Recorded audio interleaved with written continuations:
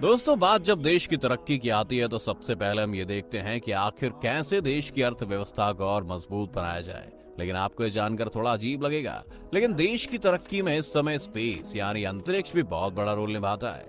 यही कारण है कि हर साल हजारों करोड़ स्पेस प्रोग्राम पर खर्च करके उसे और बेहतर बनाने में किया जा रहा है। लेकिन जब भारत में स्पेस प्रोग्राम की बात आती है तो ये सवाल भी जरूर आता है कि भारत की तरफ से सबसे पहले अंतरिक्ष कौन गया था और कैसे भारत के लिए स्पेस के रास्ते आसान हुए थे। तो दोस्तों, इसका जवाब है राकेश शर्मा, जो भारत की तरफ से अंतरिक्ष जाने वाले पहले भारतीय व्यक्ति थे, जिनके बारे में कहा जाता है कि जब वो स्पेस से भारत लौटे तो उनकी भारत में लोकप्रियता अमिताभ बच्चन से भी ज्यादा हो गई थी। तो आज के इस डेजा वू के वीडियो में हम आपको यही बताएंगे कि कैसे आज ही के दिन यानी 3 अप्रैल को राकेश शर्मा ने बतौर भारतीय अंतरिक्ष में कदम रखा था। अंतरिक्ष में कदम रखने वाले पहले भारतीय कौन थे? अपने बचपन के दिनों में हम इस सवाल से जरूर गुजरे थे। जवाब बताते वक्त धड़कन तेज हो जाती थी, आंखों में चमक, क्योंकि बतौर भारतीय गर्व करने का सुनहरा मौका होता था दोस्तों। और हमारा जवाब होता था स्क्वाड्रन लीडर राकेश शर्मा। 80 के दशक की शुरुआत में भारतीयों के बीच 2 नामों की खूब चर्चा होती थी। वो थे राकेश शर्मा और रवीश मल्होत्रा। दोनों एयरफोर्स के जांबाज और अनुभवी पायलट थे।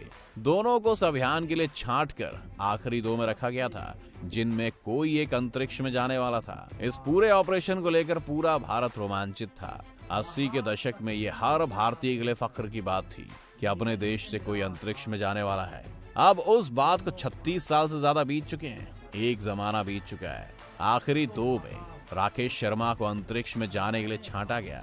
फिर वो करीब 2 साल के लिए कड़ी ट्रेनिंग पर मास्को चले गए, जिसके दौरान वो मास्को के यूरी गागरिन अंतरिक्ष केंद्र में अंतरिक्ष में रहने की कड़ी ट्रेनिंग ले रहे थे। तभी उनके साथ एक दुखद हादसा भी हो गया था। भारत में उनकी 6 साल की बेटी मानसी का निधन हो गया। ये बहुत ही दुख की घड़ी थी। परिवार आघात में था, लेकिन राकेश पीछे नहीं लौट सकते थे।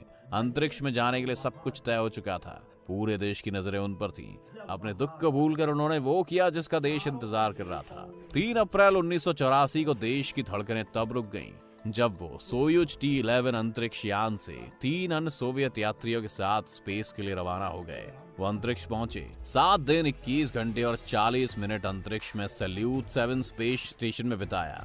फिर वापस धरती पर लौटे। अंतरिक्ष में वो रोज 10 मिनट योगा करते, फिर अपने रिसर्च संबंधी कामों में जुट जाते। जब वो वापस लौटे तो मास्को में एक प्रेस कॉन्फ्रेंस आयोजित की गई। भारत में तो वो हर किसी की नजर में हीरो बन चुके थे। तत्कालीन प्रधानमंत्री इंदिरा गांधी ने उनसे सवाल पूछा, आपको अंतरिक्ष से भारत कैसा लगा? जी, मैं बगैर किसी झिझक के कह सकता हूँ कि सारे जहां से अच्छा। उनके इस जवाब से न केवल इंदिरा गांधी जी गदगद हुई, बल्कि पूरा देश झूम उठा। जब वो वापस स्वदेश लौटे तो उनका जमकर स्वागत हुआ। अंतरिक्ष में जाकर राकेश शर्मा ने 33 प्रयोग किए और जिसके बाद वो धरती पर वापस आए। वापस आने के बाद राकेश शर्मा और उनके 2 साथियों को भारत सरकार ने अशोक चक्र से सम्मानित किया। इसके साथ ही उस समय की सोवियत सरकार ने उन्हें हीरो ऑफ सोवियत यूनियन के सम्मान से भी नवाजा। हालांकि उनकी इस अंतरिक्ष यात्रा का कितना फायदा भारत के अंतरिक्ष कार्यक्रम को मिला, ये कभी जाहिर नहीं हो पाया। अंतरिक्ष में जाने से पहले वो भारतीय वायुसेना में स्क्वाड्रन लीडर थे। वापस लौटने के बाद वापस एयरफोर्स में वो अपने काम में जुट गए। उसके बाद उन्हें एक प्रमोशन मिला। राकेश जब 1987 में रिटायर हुए तो वो विंग कमांडर बन चुके थे। अब उनकी नई पारी शुरू हो रही थी। वो नासिक में हिंदुस्तान एरोनॉटिक्स लिमिटेड के चीफ टेस्ट पायलट बन गए। इसके बाद 1992 में बेंगलुरु में HAL में इसी रोल में चले गए। हम जिस तेजस लड़ाकू विमान की सफलता की कहानियां सुनते आ रहे हैं, उसकी टेस्ट उड़ानों के साथ वो काफी सक्रिय तरीके से जुड़े हुए थे। राकेश का जन्म पटियाला में 23 जनवरी 1949 को हुआ था। हालांकि उनकी पढ़ाई लिखाई और कॉलेज हैदराबाद में हुआ था, वो शहर जहां भारतीय वायुसेना का बड़ा बेस है। रोज उनके विमान परीक्षण उड़ानों पर निकलते हैं। आसमान में उनकी आवाज गरजती है। राकेश NDA के जरिए भारतीय वायुसेना का हिस्सा बने थे। जब वो अंतरिक्ष में गए थे तब तक कोई भी भारतीय वहां नहीं पहुंचा था।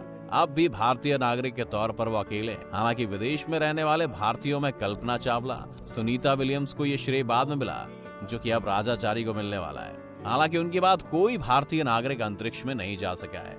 वायुसेना के एक पायलट के तौर पर नौकरी करते हुए राकेश शर्मा ने सपने में भी नहीं सोचा था कि उनका सफर एयरफोर्स से अंतरिक्ष तक पहुंच जाएगा। फिर वो भारत में घर घर में जाने पहचाने जाने लगे। दरअसल अंतरिक्ष में जाने वाले भारतीयों को चुनने के लिए वायुसेना ने बड़ी संख्या में भारतीय पायलटों का कड़ा टेस्ट लिया था, जिसमें आखिरकार वही चुने गए। जिसमें एक टेस्ट ये भी था कि उन्हें एक कमरे में 72 घंटे के लिए अकेला छोड़ दिया गया। राकेश शर्मा की ऐतिहासिक अंतरिक्ष यात्रा के बाद उन्हें कई पुरस्कार मिले। भारत में उन्हें अशोक चक्र से सम्मानित किया गया, तो वहीं सोवियत यूनियन ने उसे हीरो ऑफ सोवियत यूनियन पुरस्कार से सम्मानित किया था। ये पुरस्कार सोवियत यूनियन के भंग होने से पहले तक वहां की सरकार देती थी। इस पुरस्कार के बाद राकेश शर्मा के साथ हीरो शब्द चिपक गया। 80 के दशक की शुरुआत में सोवियत यूनियन अपना स्पेस क्राफ्ट अंतरिक्ष में भेजने की तैयारी कर रहा था।